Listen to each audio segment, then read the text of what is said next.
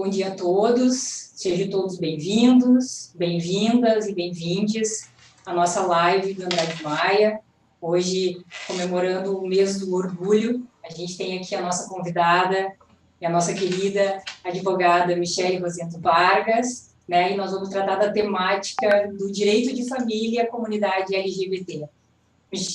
Michele, muito obrigado pelo convite, aceito prontamente para que a gente possa aqui conversar, fazer esse bate-papo, tentar sanar as dúvidas, né, que existem, tentar desmistificar também um pouco das relações familiares entre as comunidades LGBT, né, entre os casais homoafetivos e os casais heteronormativos. E aqui já entrando um pouco na nossa temática, né, para que a gente possa entender um pouco mais, eu queria trazer um pouco assim que mais de uma década, tá? As uniões homoafetivas elas foram reconhecidas, tá? Como uma entidade familiar. E uma dúvida que eu sempre trago, né? E acho que é pertinente aqui ao nosso debate: a população brasileira como um todo sequer conhece, né, os seus direitos como um todo. E quando a gente entra na comunidade LGBT, QIA+, esse tema sobre os seus direitos, né, ele ainda é mais, eu digo que ele é mais inseguro, ele é mais desconhecido, seja porque todas as decisões que a gente tem hoje, elas são, na sua grande maioria, decorrentes de decisões judiciais, né, e de uma forma muito esparsa, né, o que gera uma insegurança, né, o que gera uma desinformação, melhor falando, e, acima de tudo, uma insegurança jurídica, né. Então, Michele, eu queria te ouvir, né, aqui um pouquinho. Estou junto aqui com o meu colega, o Matheus, também que faz parte da nossa Comissão de Diversidade e Inclusão e é um militante, né, da causa LGBTQIA+. E eu queria te ouvir, Michele, um pouquinho mais. Como é que a gente constrói essa segurança jurídica, né, em relação aos direitos civis das pessoas LGBTQIA+. Muito bem-vinda novamente e obrigada por participar conosco. Oi, bom dia a todos, todas e todes. Fiquei muito feliz, quero agradecer o convite, fiquei muito feliz com o convite. E acho, assim, de fundamental importância, de um brilhantismo nós tratarmos do tema, porque, como tu bem disseste, Anne, realmente, a população, de modo geral, desconhece os seus direitos. E aí, quando a gente começa a entrar nas especificidades, enfim, aqui num grupo específico, menos ainda se conhece, muitas vezes não se busca informação ou conhecimento desses direitos por medo, por insegurança, por achar que eles não existem, ou enfim, por dia a dia batido. Então é importante a gente sempre trazer assim em mente que como é que funciona o nosso direito. O nosso direito, ele decorre muito das relações sociais. Então, primeiro, a gente enxerga a sociedade mudando, essas mudanças vindo à tona, vindo para um conhecimento, para um contexto, e aí, então, diante disso, a demanda em juízo para um requerimento de direitos e de um olhar. E aí a gente, obviamente, como qualquer relação social, a gente enxerga dificuldades, a gente enxerga barreiras, especialmente na área da família, porque a família ela está em constante mudança, né? Não só nas uniões homoafetivas, mas nas relações hoje. Hoje a gente já tem muita discussão, né, sobre poligamia, bigamia, as famílias reconstituídas, filhos meus, teus, nossos, enfim. Então, é uma mudança social para que vá para o judiciário e depois caminhe para o legislativo. Então, é muito importante, quanto mais discussões a gente conseguir ter nesse sentido, trazendo à tona e mostrando para a sociedade que é necessária essa mudança, essa quebra de paradigma, melhor a gente vai conseguir olhar para esses direitos. Se nós formos olhar, como tu disseste, faz uma década, né? Foi em 2011 que nós conseguimos que o STF mudasse esse paradigma de reconhecer as uniões homoafetivas. Até então, hoje, graças a Deus, é um olhar, assim, absurdo. A gente enxerga, assim, pelo menos eu enxergo como uma coisa fora do padrão, do normal, do aceitável, nós não enxergarmos o reconhecimento do direito de um casal. Aí tu pensa, não existia direito hereditário, não existia direito de mútua assistência. Um casal que estivesse vivendo em união durante anos e adquirindo patrimônio, e estivesse, porventura, colocando este patrimônio no nome somente de um deles, se houvesse dissolução, haveria obrigatoriedade em comprovar que o outro também contribuiu financeiramente para que houvesse uma partilha de bens. Se, porventura, um tivesse brigado com o pai justamente por ter assumido que era gay e feito uma relação que perdurou 20 anos e adquiriram um patrimônio, e essa pessoa viesse a falecer, quem herdava esse patrimônio era o pai. O pai é aquele que ele há 20 anos não conversava. Absurdo isso, mas era assim até então. Nós só conseguimos mudar essa realidade a partir de 2011, então, com essa decisão do STF, que reconheceu a união gay, que até então era enxergado, né, que não havia, eles chamavam, era tão preconceituoso, que eles chamavam isso como uma sociedade de fato, que então não existia ali a questão de proteção à família, era sempre muito isso, né, aquilo ali não era enxergado como família, e sim como algo à parte. Michele, muito bem-vinda, agradeço novamente estar aqui com a gente. Eu queria te perguntar sobre um ponto que eu acho bem importante e sensível, né? Historicamente, se construiu no imaginário popular a ideia de que haveria alguma distinção entre relações heterossexuais e homossexuais, né? Talvez em virtude do preconceito, as pessoas sempre tenham enxergado nessas uniões entre pessoas do mesmo sexo só o elemento sexual, né? Esquecendo de todo o restante, né, que formava aquela relação. E essa talvez tenha sido a causa pela qual as uniões entre pessoas do mesmo sexo tenham demorado tanto tempo a receberem um reconhecimento jurídico, né, de família. A Maria Berenice Dias, que é uma desembargadora, ex-desembargadora do Tribunal de Justiça do Rio Grande do Sul, e atualmente ela advoga para a população LGBT, ela cunhou o termo homoafetivo, né, para se referir a relações entre pessoas do mesmo sexo, exatamente para trazer o elemento afeto, né, como base estrutural daquela relação. Em que medida, Michele, tu acredita importante, até para o reconhecimento do STF, né, dessas relações pela STF, esse termo, né, de união homoafetiva, e o quanto isso aproximou essas uniões das uniões heterossexuais? Eu entendo esse termo, essa colocação que a Maria Berenice fez, de extrema importância. Eu penso que merece aplauso e merece um reconhecimento todo esse movimento. A Maria Berenice, de fato, hoje advoga, mas foi uma desembargadora que fez um movimento, ela levantou um movimento muito forte no reconhecimento das uniões homoafetivas, que possibilitou hoje de nós estarmos com esses direitos avançados, né, e conquistados. O preconceito era tão grande que havia um outro desembargador que chamava essas relações homoafetivas de relações homoeróticas. E aí, com esse termo, a gente consegue enxergar o preconceito que existe, né, nesse olhar. Se nós formos ver, ainda tem, né, muito forte, muito enraigado a questão do cristianismo, do que a Igreja Católica impunha para nós, e infelizmente nosso poder judiciário, quanto mais alto o nível, maior a idade das pessoas, e a gente acaba enxergando maior o preconceito, mas é muito importante isso, esse olhar de que as relações homoafetivas, elas são relações tão ativas e tão naturais como qualquer relação, seja ela homo ou hétero, que possuem direitos, que possuem carinhos, possuem, enfim, o vínculo familiar com direito, né, à Constituição, e muitas vezes a gente vai enxergar famílias homoafetivas mais estruturadas do que heteroafetivas. E a gente precisa abrir esse olhar para isso e parar de pensar que o ambiente homoafetivo é um ambiente promíscuo. Não é verdade isso. Essa máxima ela tem que deixar de existir, e a Maria Berenice, com esse termo, contribuiu muito para isso. E aí permite, então, que a gente abra um pouco o nosso olhar para enxergar com mais empatia essas relações. Ótimo.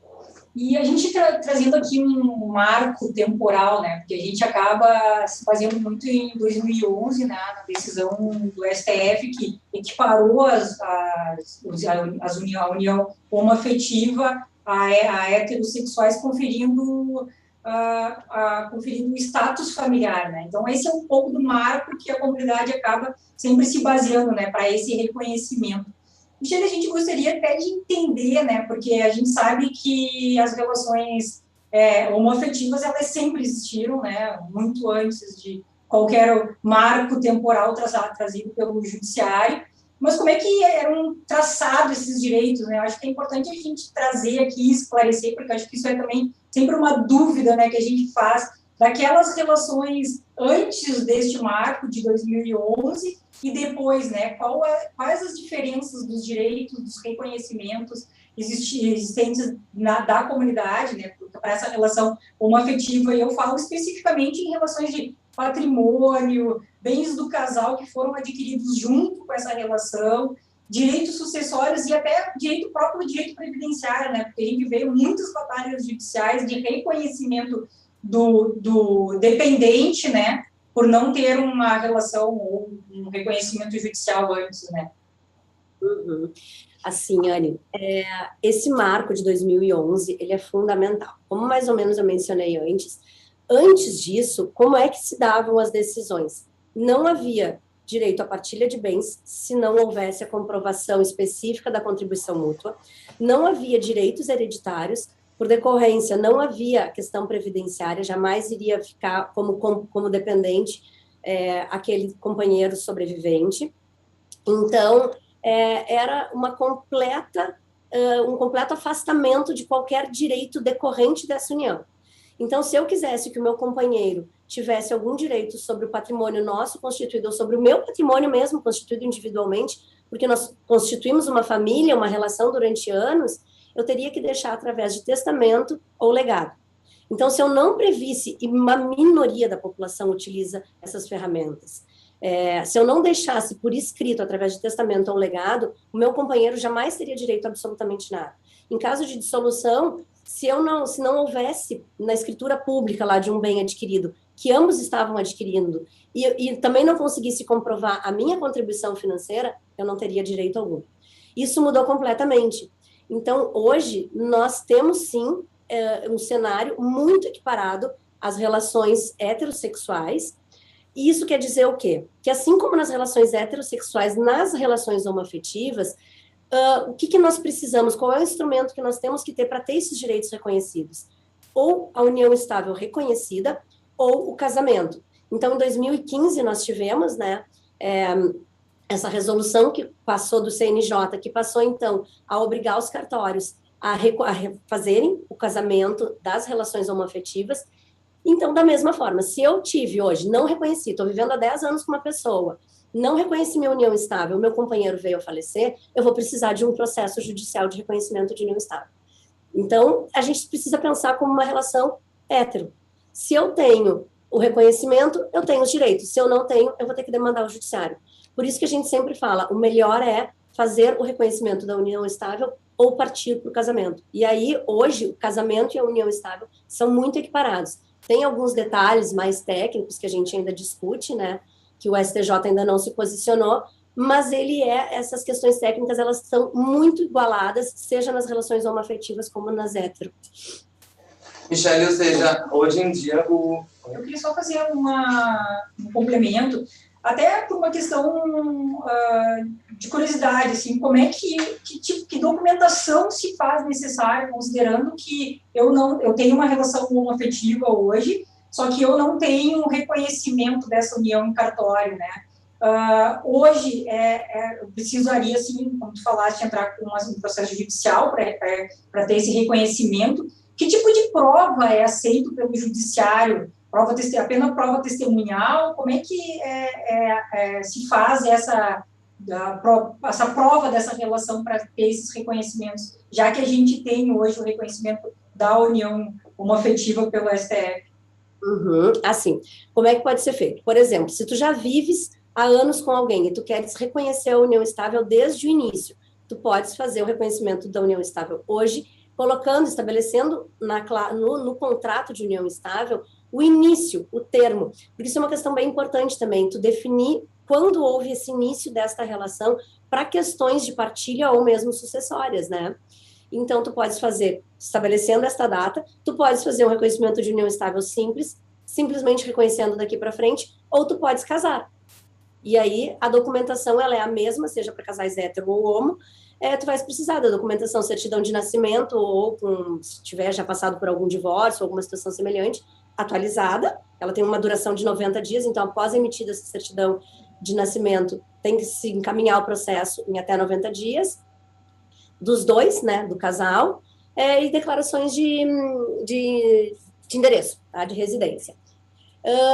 Que mais que tu me perguntaste? E eu falo em relação, havendo a morte de um dos parceiros, né? Como é que, mesmo que o casal não tenha reconhecido, né, essa união estável, como é que eu reconheço isso perante o judiciário para que esse par, né, do casal possa ter direito, né, aos direitos civis da relação? A questão probatória, ela é muito ampla. Então, tu podes utilizar desde cartas, correspondências trocadas, e-mails, hoje a gente está muito no eletrônico, né? Mas, por exemplo, as mídias sociais, Instagram, Facebook, fotos postadas, publicadas, testemunhas, dependência em clubes, cartões de crédito, planos de saúde. Então, assim, tudo que possa trazer o vínculo ao casal, mostrar que eles já conviviam e tinham a intenção. Porque quais são os requisitos hoje para a gente comprovar a união estável? Tem que ser relação longa, duradoura, tem que ser contínua e tem que ser de conhecimento geral, né? Então, tudo aquilo que eu consegui trazer, não basta um documento, apenas só o que nós temos é a dependência no clube. Pô, talvez isso tenha sido feito por uma questão, assim, prática, para que meu companheiro pudesse entrar no clube comigo. Não, é todo um contexto geral. Por isso que é muito difícil quando me perguntam assim, o que comprova? Não é o que comprova, é um somatório de fatores. Então, tudo que tu tiveres de documentos, testemunhas que demonstrem a existência da relação, vai ser importante para levar para o Poder Judiciário reconhecer essa união. E Michele, ainda um pouco nessa linha, porque eu acho que ela é bem controversa, enfim, a família, né, vendo a família não reconhecendo essa união, ela pode entrar como uma oposição? Como é que ela pode se opor a esse reconhecimento dessa união via judiciário? Como é que funciona? Pode haver, aí provavelmente isso vai acontecer num processo de inventário, né? E aí como acontece? Vamos supor, meu companheiro faleceu, e eu vou entrar no inventário, havendo a concordância da família, isso é importante ser dito, porque o inventário, ele é um processo bem específico, que ali dentro a gente vai tratar especificamente dos bens, tá? Do espólio e o que vai tocar a cada um. Havendo concordância por parte da família, esse reconhecimento de união estável pode se dar dentro do inventário. Não havendo concordância, ele vai ter que ser um processo em apartado, especificamente apenas para o reconhecimento da união estável, e pode sim a família vir e trazer ali uma discussão, fazer provas, por exemplo, dizendo que essa pessoa falecida não vivia em união estável, mas que era um namoro e que ela tinha, eventualmente, outros namorados. Enfim, aí vai ter que vir a família trazer uma argumentação no sentido contrário, demonstrando ali que não havia essa união estável, que não era uma relação com o intuito de constituição de família. Mas a família pode vir a se opor, sim. Michele, falando ainda sobre o casamento, né? Depois desse julgamento paradigmático do STF de 2011, o CNJ editou a resolução que eu até mencionaste, 175, né, em 2013, para determinar a celebração, né, pelos cartórios do Brasil do casamento civil homoafetivo ou da união estável. Ainda assim, houve cartórios que tenham se recusado. Eu tenho, por exemplo, um casal de amigos que não conseguiu registrar a união deles no cartório, mesmo depois da resolução do CNJ. Tu tomou conhecimento disso? O que esse casal pode fazer nessa situação? Logo que foi aprovada essa resolução do CNJ, sim, eu tomei conhecimento de algumas situações em que isso aconteceu, em que os casais procuraram os cartórios e foi negado o pedido. Mas hoje isso está muito diferente. Hoje os cartórios estão aceitando com bastante facilidade, basta tu encaminhar a documentação exatamente a mesma de um casal hétero, tem os mesmos proclamas a serem seguidos, essa documentação, como dito ali antes, vão ser os documentos pessoais, né? Certidão de nascimento atualizada ou casamento com averbação de divórcio.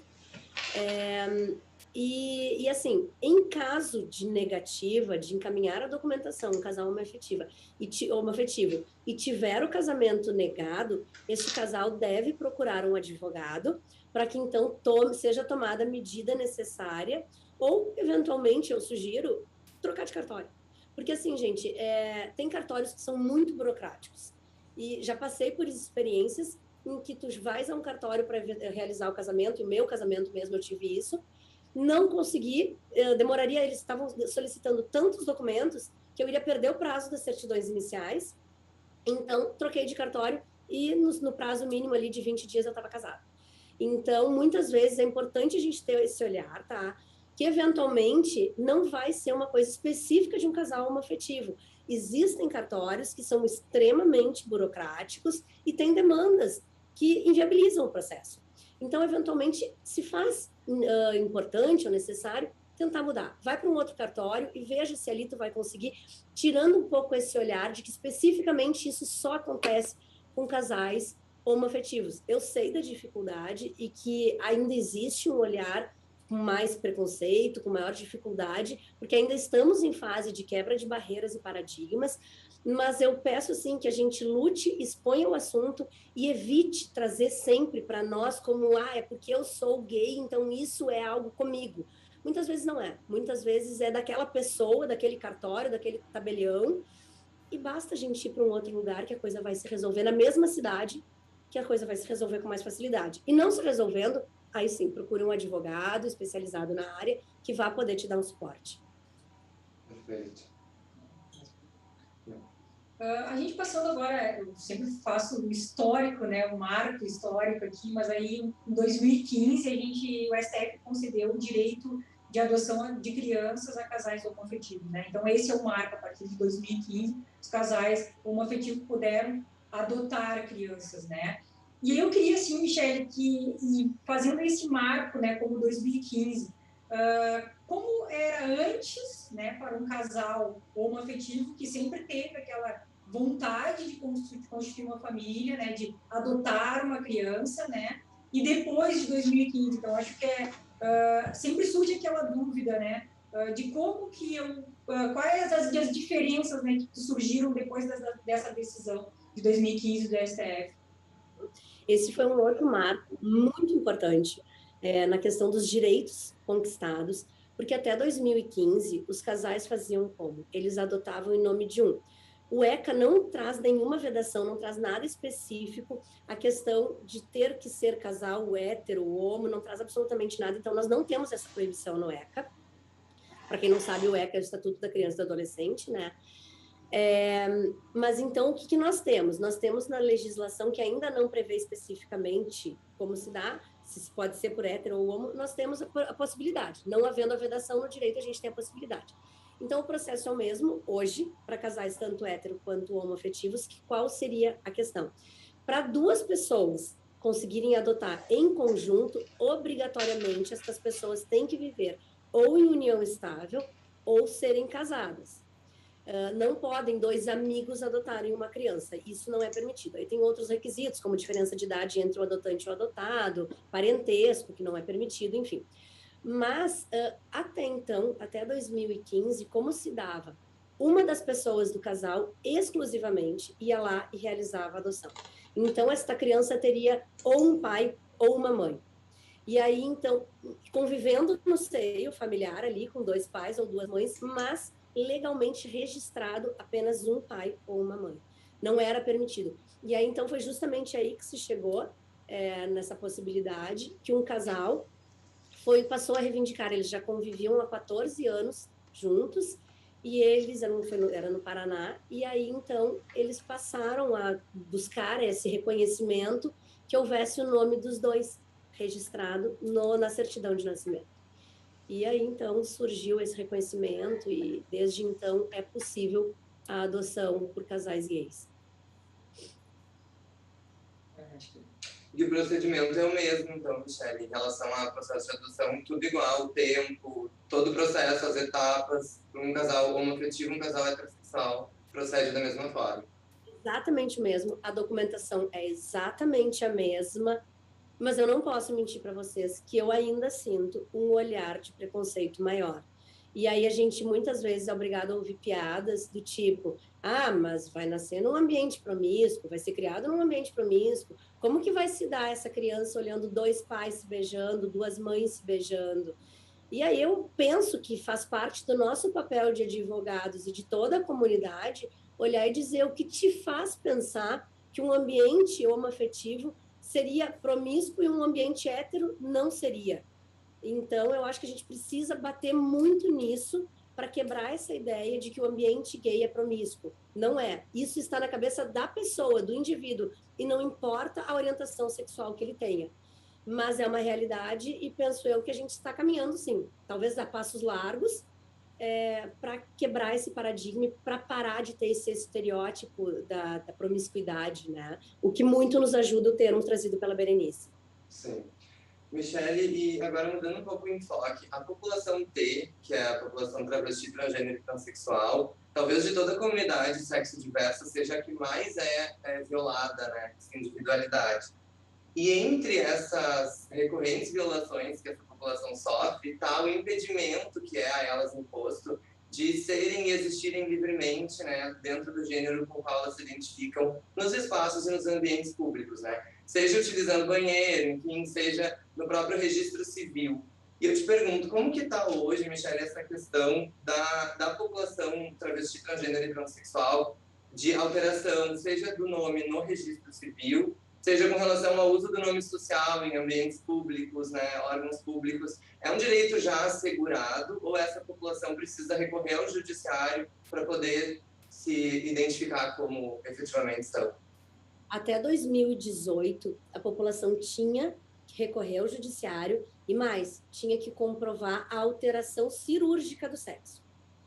E, felizmente, em 2018, nós tivemos aprovação de novo pelo CNJ de uma resolução no qual hoje a pessoa que basta ela ter a identidade do sexo inverso, né, e ela se dirigir a um cartório e fazer essa solicitação. Então, hoje não é necessário mais recorrer ao Poder Judiciário, tem uma documentação muito extensa, o que torna o processo caro, e aí existe uma série de discussões, projetos de lei, para que haja a gratuidade nessa alteração de registro, mas hoje sim, é possível que a pessoa, basta ela ter uma identificação ao sexo contrário, ela se dirige, em poder de toda essa documentação, a um cartório e faz o requerimento. É um processo que não é tão rápido, e aí passa por toda uma questão de existência de demandas em juízo, processos criminais, mas o que não impede, isso não inviabiliza a alteração do nome, mas é importante que haja essa comunicação aos órgãos.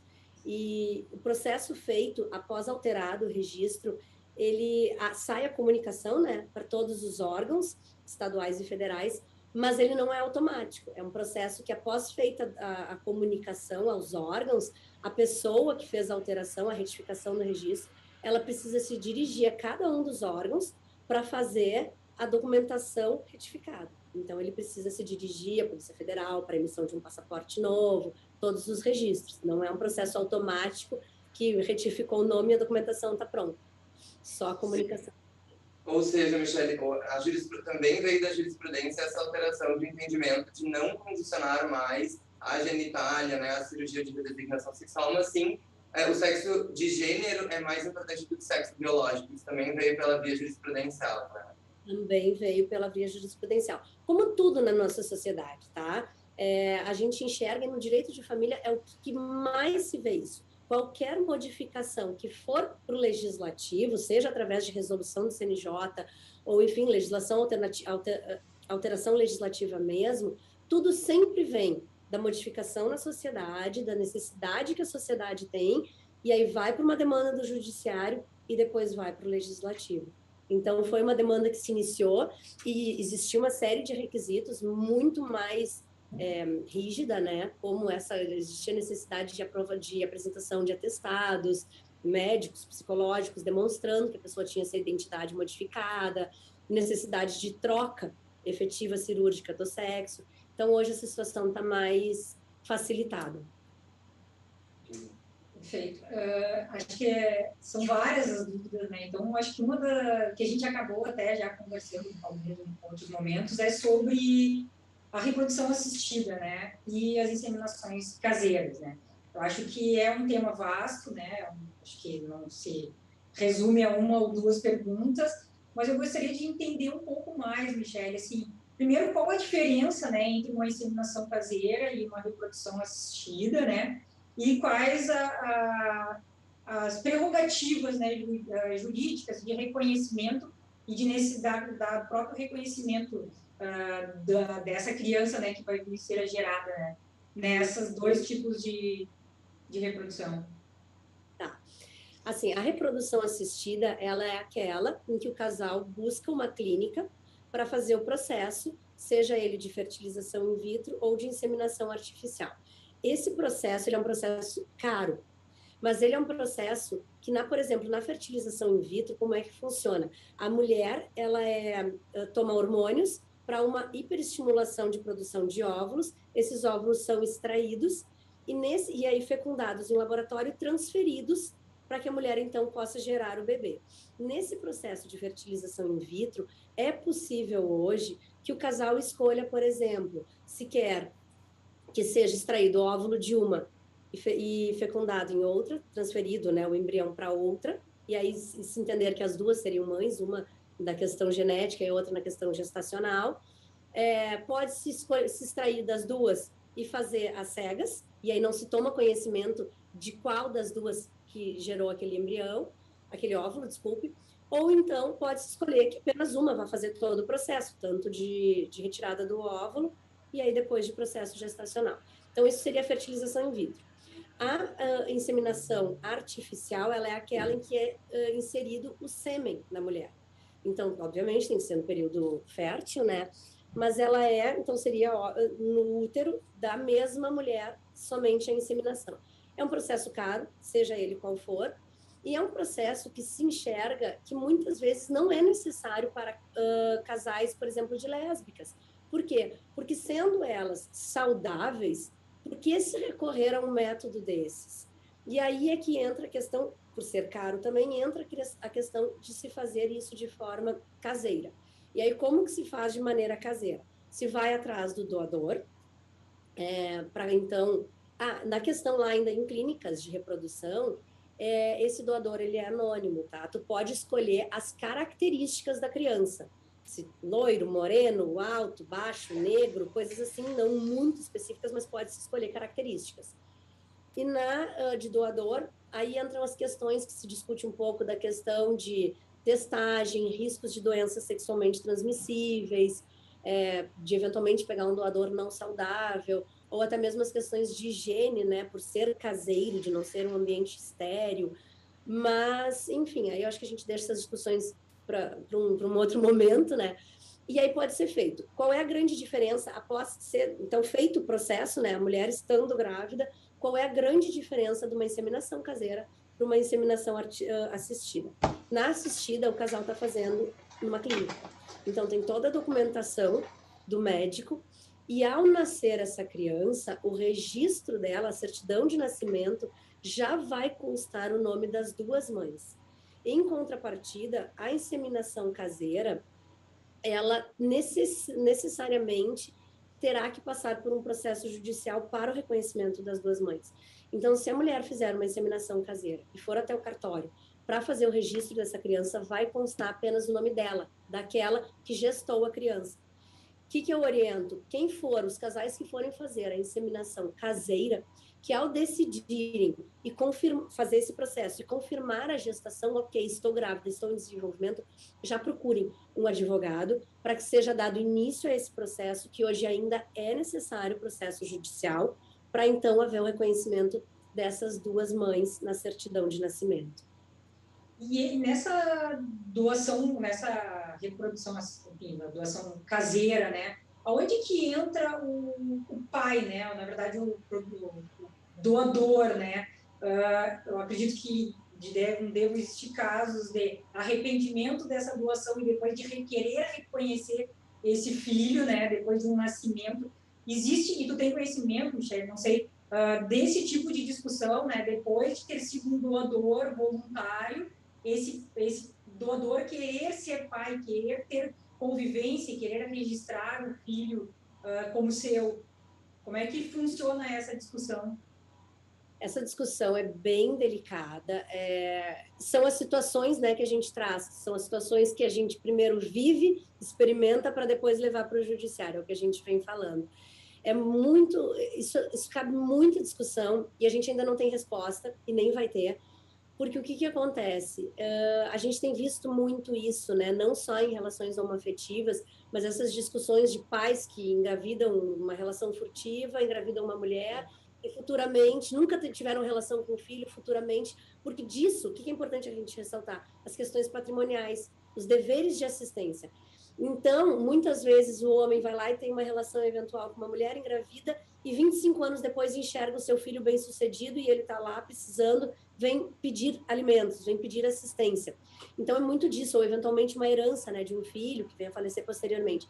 Isso são discussões que o judiciário ainda está tendo constantemente, seja em relações homo ou hétero, e que a gente ainda vai levar um bom tempo, penso eu, para ter regulamentação disso, e nunca vai ter uma regulamentação absoluta, que vai contemplar tudo, porque as relações elas vão mudando constantemente. Então, sim, sei de casos em que houve doação, e aí penso eu que vá também de um contrato muito bem redigido previamente, da doação, porque se tu vais fazer a caseira, tu sabes quem é o doador.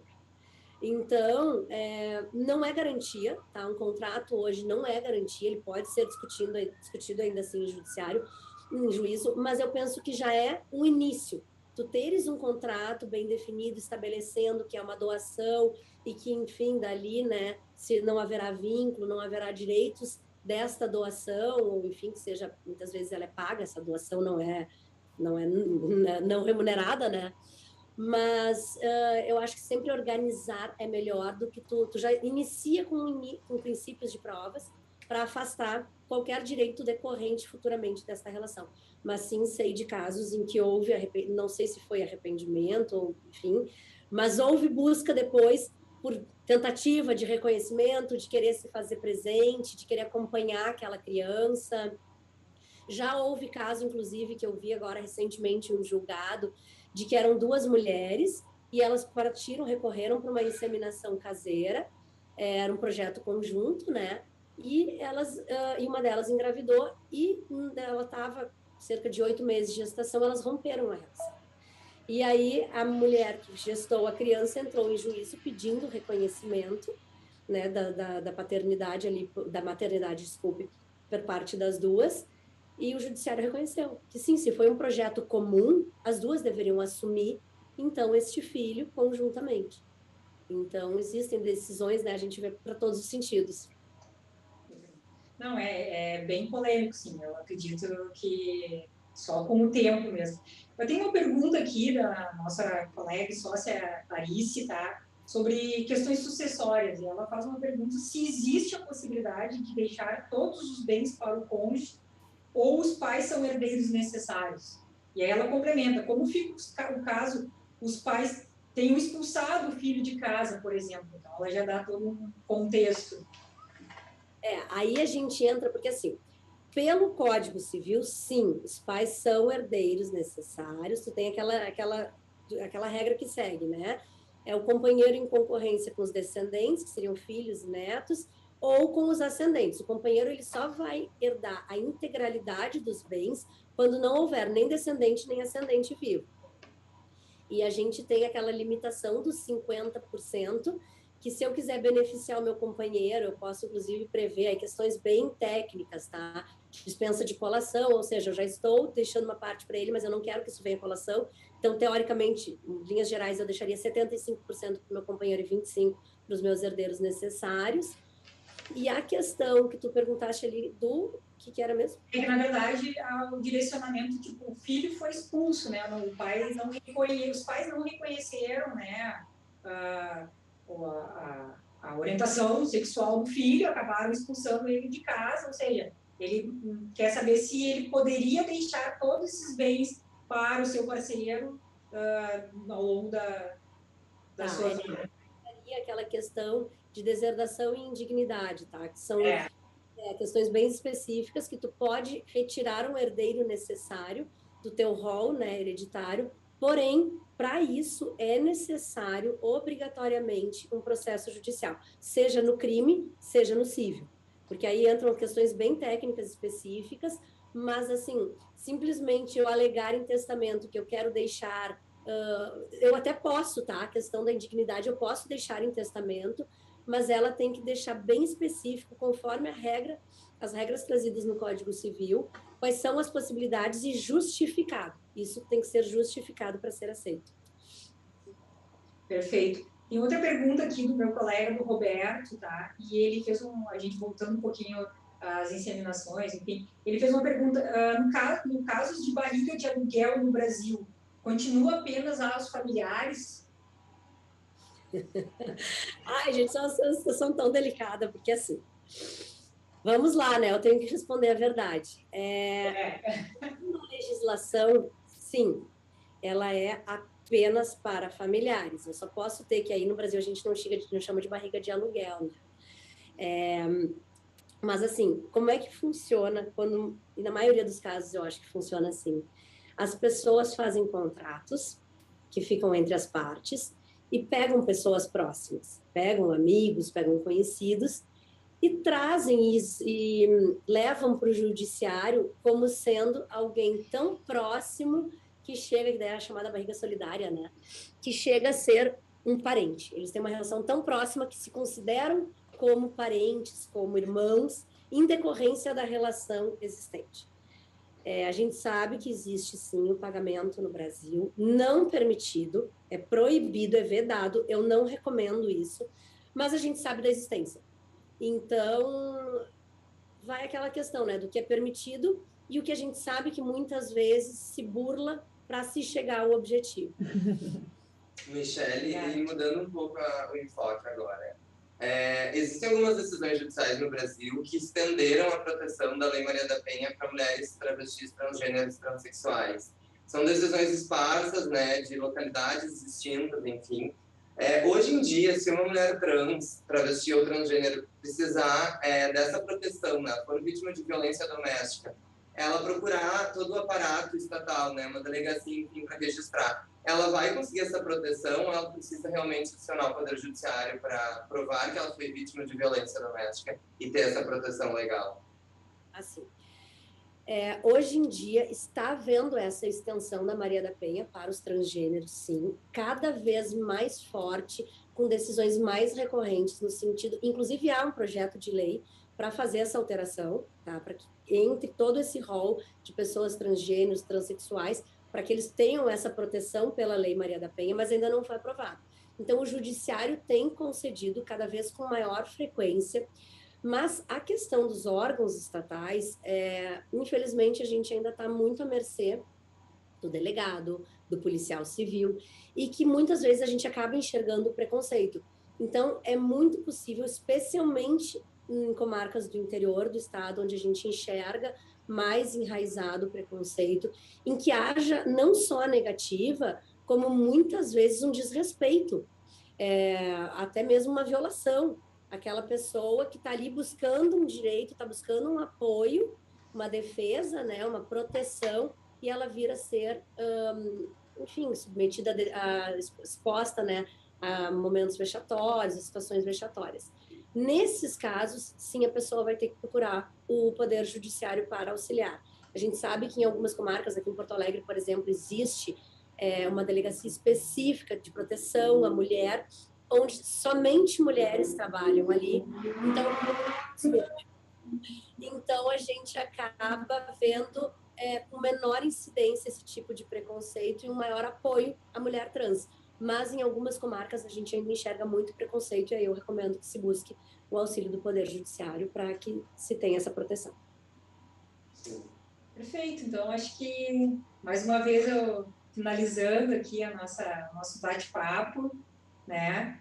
E te agradecendo mais uma vez, eu acho que é um tema muito pertinente, eu acho que além de tudo ele passa por uma questão de respeito, né, pela comunidade, pela orientação sexual das pessoas.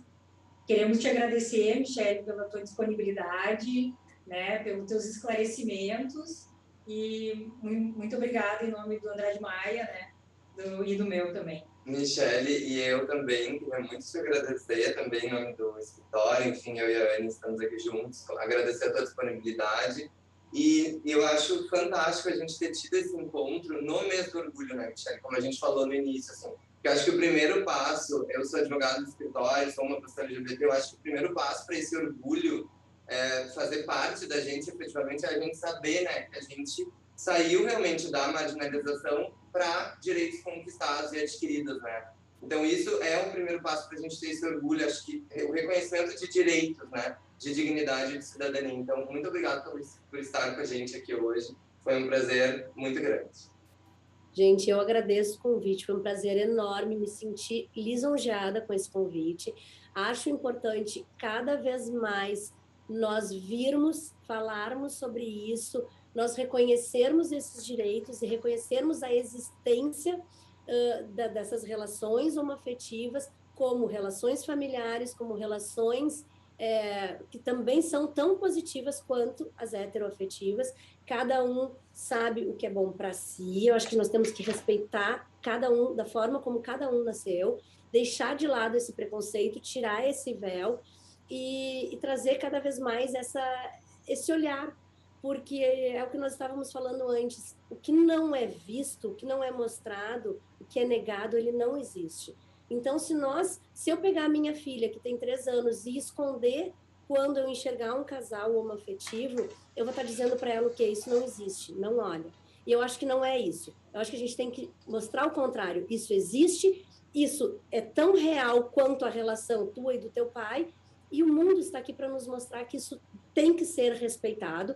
É muito positivo esse reconhecimento desses direitos, e precisamos cada vez mais lutar por isso, lutar para que a gente consiga enxergar como uma relação normal, qualquer, porque é uma relação normal e qualquer. Então, eu acho maravilhoso a gente cada vez mais trazer esse tipo de assunto à tona e sempre fazendo um paralelo das relações homoafetivas com as como tu disseste, heteronormativas, né?